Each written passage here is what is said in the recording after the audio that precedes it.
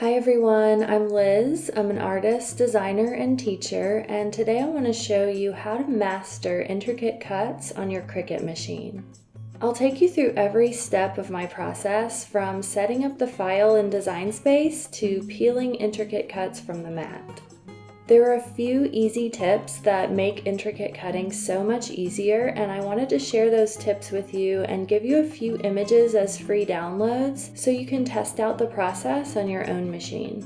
If you're watching this on YouTube, you can find the link to download the free templates in the video description, and if you're watching this on my blog, you can find the downloads below the video.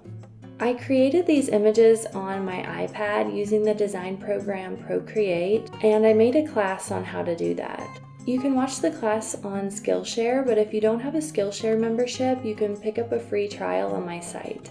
So if you want to learn how to make your own templates like this, check out the class, but if you just want to try mine, you can pick those up on my blog as free downloads. So once you save those images to your iPad or find some other intricate images to practice with, make sure your Cricut machine is connected to your device and then open the Cricut Design app. First I'll click New Project, then I'll click Upload and select from Photo Library and find the image on my iPad. You can make some adjustments on this page. You can remove sections. You can erase parts of the image, you can crop the image, but I don't want to make any changes to this, so I'll just click Next. On the next page, you can click Despeckle, which removes little dots, but this typically only happens with images that are drawn on paper, so we don't need that setting for this piece. You can click the Smooth tool to make the image less sharp, and this really depends on your personal style.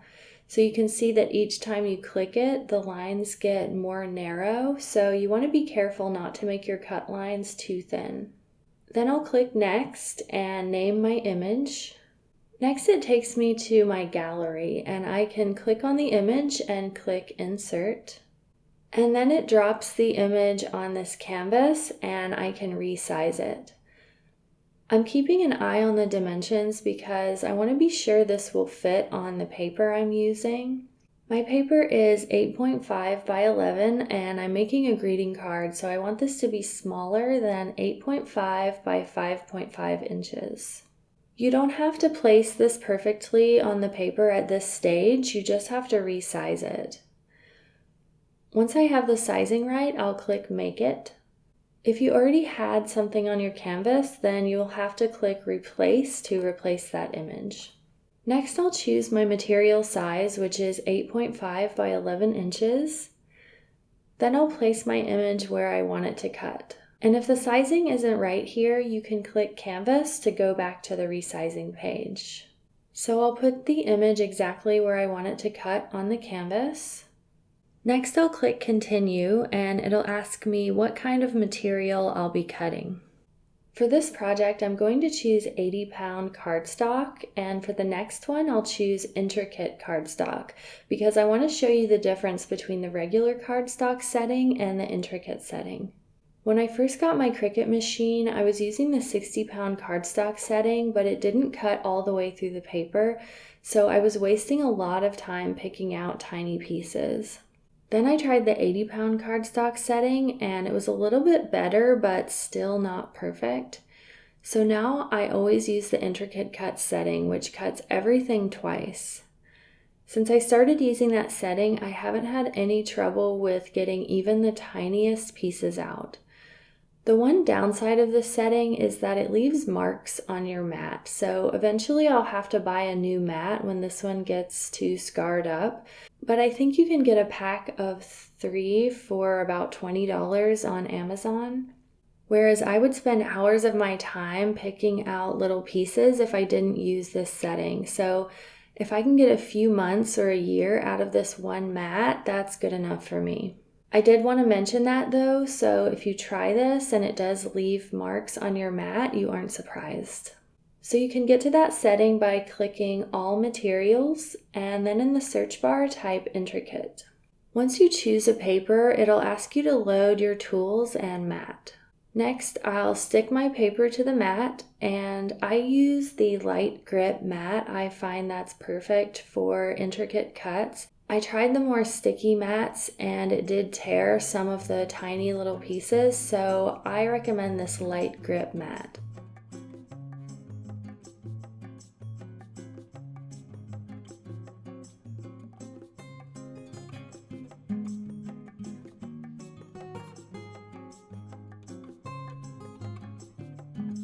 So one important tip for getting intricate cuts off the mat is to bend the mat rather than peeling the paper off the mat when it's flat on the table.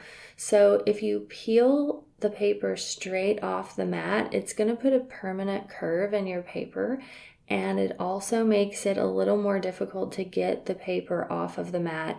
Whereas if you bend the mat itself, it'll start popping off naturally and it puts a lot less stress on the paper.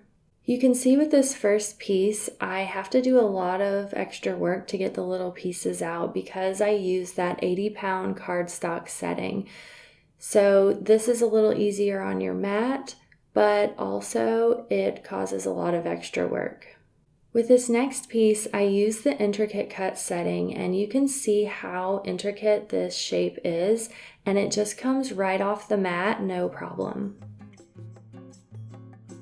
I have another video to show you how I finish these projects, so if you want to see a few ideas for turning these into greeting cards and wall art, check out the other video. Remember, you can learn how to make your own intricate cut designs on your iPad in my class on creating paper cut designs, so check that out if you want to learn how I created these images.